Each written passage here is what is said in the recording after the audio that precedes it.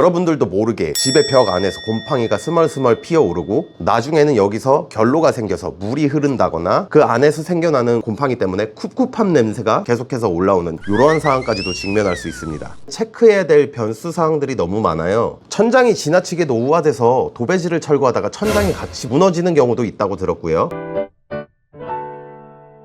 여러분 안녕하세요, 모에디자인입니다. 오늘은 구축 아파트 인테리어 계획 시에 꼭 필수로 들어가야 할 사안에 대해서 말씀을 드리겠는데요. 우선 첫 번째로 단열.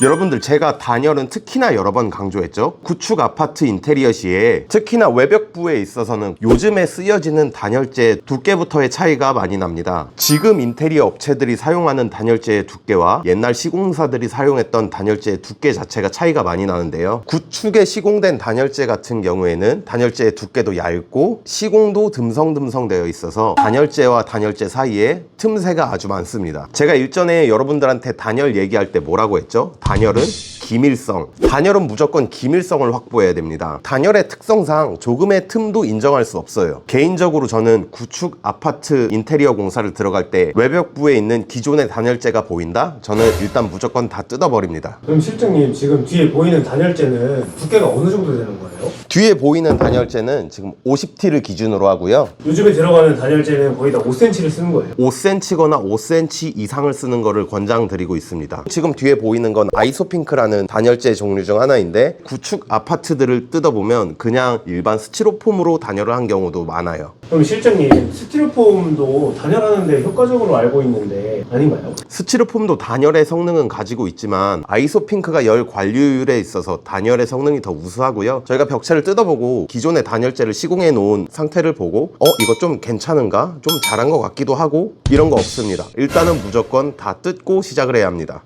이 단열에서는 저희가 타협을 하면은 안 되는 부분이에요. 이 단열이 조금 깨진다고 해서 집이 엄청 추워지거나 하는 이런 문제는 없겠지만, 장기적으로 집안의 컨디션 유지를 고려해 보았을 때 여러분들도 모르게 집의 벽 안에서 곰팡이가 스멀스멀 피어오르고 나중에는 여기서 결로가 생겨서 물이 흐른다거나 그 안에서 생겨나는 곰팡이 때문에 쿰쿰한 냄새가 계속해서 올라오는 이러한 상황까지도 직면할 수 있습니다. 저희가 집을 구매해서 인테리어 공사를 새로 하고 새 집에 들어왔는데 벽에서 자꾸 곰팡이가 올라오고 물이 흐르고 이런 일이 일어나면 안 되겠죠? 새 집이든 헌집이든 언제나 단열에는 진심이어야 합니다. 두 번째로 말씀드린 항목도 단열과 이어지는 부분인데요.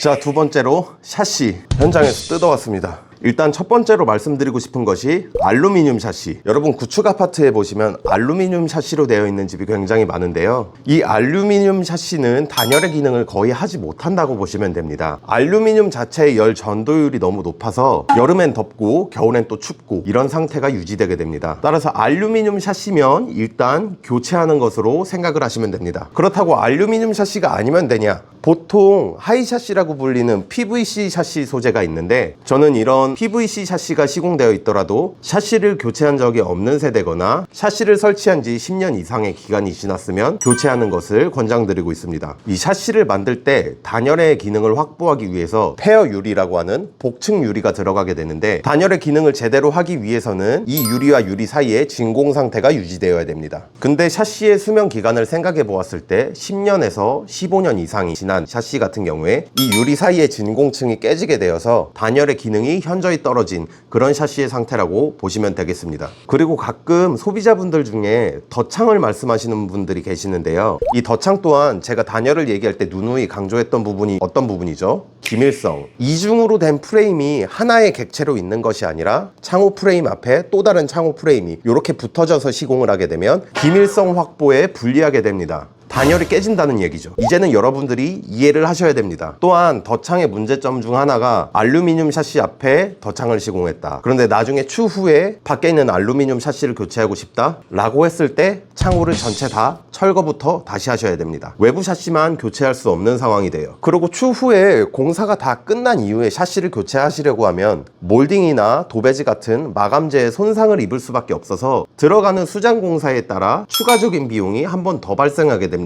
수장공사가 뭐예요? 수장공사는 도배나 마루 같은 이런 마감재 공사를 수장공사라고 합니다. 따라서 이러한 여러 가지 사안들을 고려해 보았을 때 샤시는 공사 처음 들어갈 때부터 계획을 하고 들어가시는 게 좋습니다. 자, 그리고 세 번째, 방수.